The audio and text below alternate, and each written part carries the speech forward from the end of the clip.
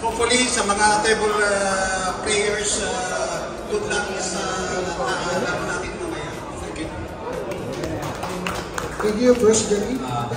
We're from Darts Association. May venue po kami sa Nesto. Anyone interested to play darts, you are all invited. Okay, congratulations, Abscom, sa napakaganda ninyong event. Thank you. On behalf of PPOSA, congratulations po sa Abscom for spearheading this series of sports event. And of course, kaysa ang PPOSA at tayo po actually ang with of course Doc Nars will be facilitating the chess tournament. Maraming pong salamat sa suporta ng lahat at Doc Nars. Salamat po sa tiwala na ibinigay niyo sa akin. Balak po namin masasayain natin ang chess ngayon kasi yung chess natin nagkakaroon lang ng isang event. Pag natalo ka na, di ka na makakabawi. Di ba ganon? Minsan black ka, white siya. Siyempre, lamang yung white. Hindi ka naman na nakakabawi dahil hindi ka naman kaka-white na. So, we are planning to have 2 events or 3 events. Yung gagawin natin yung classical, yung hindi natin, yung dati natin gawin na 20 or 25, gagawa tayo ng rapid.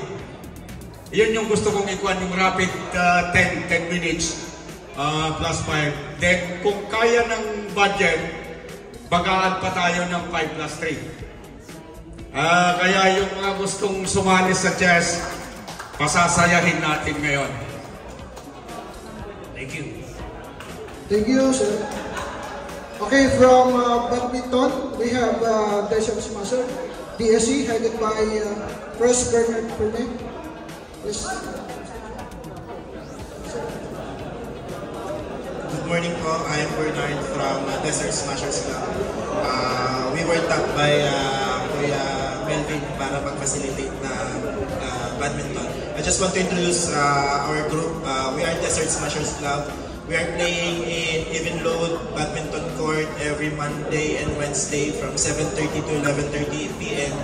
and Fridays from 10 till 1 in the 10 a.m. to 1 p.m.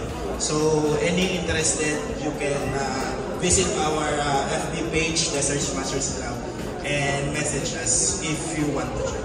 Thank you po. Thank you, Pres.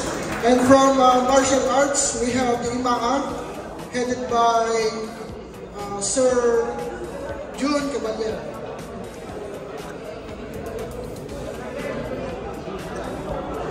Magandang umaga sa inyo lahat. In behalf of Eastern Martial Arts Association, kami ay bumabati sa inyo lahat at ganoon din sa matagumpay na annual sports fest na ginagawa ng APSICOM. Kayo ay inaanyayahan namin na dumalo sa by October. Paki-ano lang ang confirmation na kay Mr. Landicho. Mag-share kami ng aming knowledge sa Aikido, Karate, Street Fight, and Arnis. Maraming salamat po. Thank you, sir. So the rest po is to follow, like basketball, Scrabble, lawn tennis, and we have also from Biker Association. So sila po ang key. So to of course para sa aming objectives to unite Filipino community through sports, and of course to promote teamwork and sportsmanship. Okay, so with that, of course, I hereby declare the APSICOM 2024 Sports Fest over. So